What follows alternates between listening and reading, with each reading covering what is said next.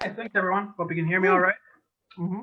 Hi, I'm Jake, and I'm a stranger, and I'm gonna tell you a story about my balls.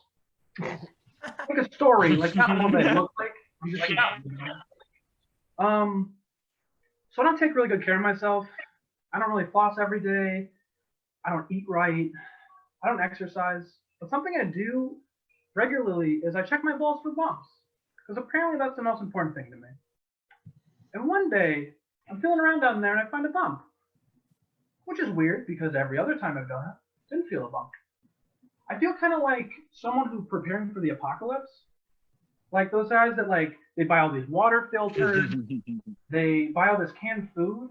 Like we spend all our time doing this thing that we don't think is actually going to happen. The only difference between us is I don't go around all day aggressively telling my friends, "Hey, you need to check your testicles."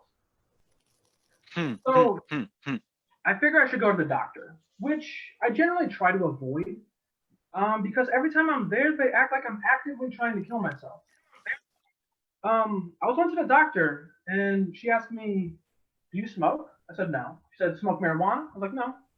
She said, "Do you other drugs?" "No." "Do you drink?" "No, I don't drink." "You don't drink at all?" "No, I don't drink." Like she needed like a reasoning why I looked why I did. And then she's like, "Well, do you drink pop?" I said, "Yeah, I drink pop." She goes, "That's the worst thing you could probably do to your body." And I'm like, "No, it's not. You just went through 13 other examples of things that are far worse." And then a different time, at a different doctor, I had a doctor ask me if I eat fast food. And I was like, "Yeah, I eat fast food sometimes." And she said, "You got your whole life ahead of you." So I step back off the ledge and I say, "I might be on something there." But I figured they couldn't blame me for that. So I went in anyway. And they said, "Yeah, we can look at your balls. We just have to give you a physical first." But they said it kind of like, if something's wrong down there, we want to make sure you're worth saving. So I'm in there with the doctor, and we're making small talk. And she asked me what I do for a living. I told her I'm a child therapist, which I know is crazy because I know you can't see me very well, but I look like I play bass in a garage band. Yeah. So she chooses this as an opening to start boasting about her great parenting, which isn't great. It's a lot like manipulation.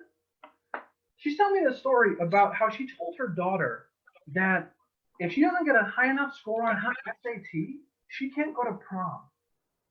And then she does this, like, and she whispers, which is unnecessary because we're the only two in the room. And she says it's a win either way because I don't like the guy she's going with. That's not good. So anyway, we finish up and she leaves. And no, I didn't finish part of it. I didn't skip part of the story. She never checked my testicles. That's like me going to the movies and sitting through all the trailers and then the credits just start to roll. Or like going to Olive Garden and they don't give you your breadsticks. So I have to shuffle my way out where she's writing my prescriptions. She's running all these nurses, all these doctors. And I have to be like, you said, are you going to look at my testicles? And she's like, "Oh, yeah, yeah, right." So we go back in the room. Thank God, because that's the only reason I came. And she says, "All right." She rolls up a chair, tells me to drop my pants all the way to my ankles, which is too far for what we're doing. I look like a guy at the urinal who doesn't know proper etiquette. And she goes, "All right, where's the bump?" I said, "It's on my right testicle." She's like, "All right, I'm going to feel your left one first." But she said in a way like, I need to be reminded of what a normal testicle feels like. She didn't make me feel really great about the transaction. Um, so then she takes her gloves off. She throws them out. She's really quiet. And she looks up at me and just goes, "Testicular cancer is really treatable. It's the cancer you want to get." And I said, "No, there's no cancer you want to get." And I'm just like, can we, like, we don't even know, like, what's going, so maybe we just for now, because we don't even know. So she tells me to get a testicular ultrasound, which is basically like getting an ultrasound for a baby, but at the end they don't put me a nice little picture I can put on my fridge. And the ultrasound technician says, all right, I want you to get undressed from the bottom down. So I'm wearing just a t-shirt and socks.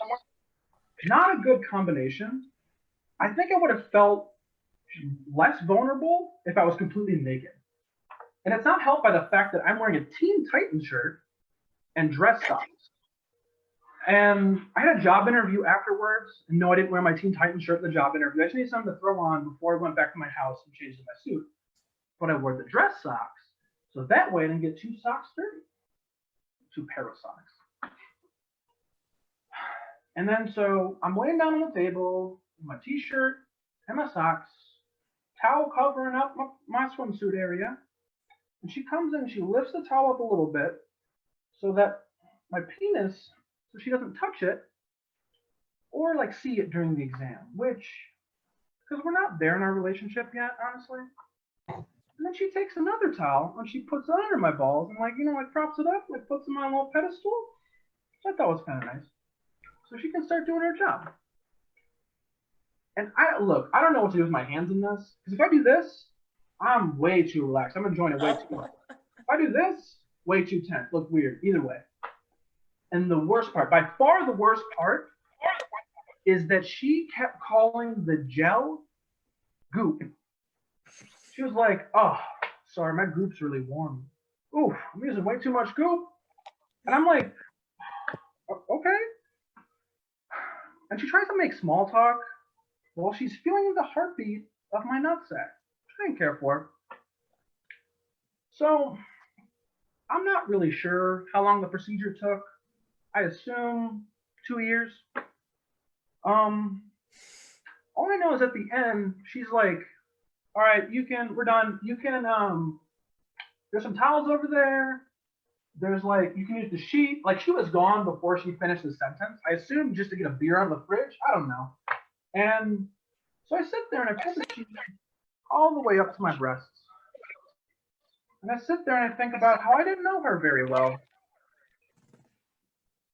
And how I wonder if she'll call me like she said she would.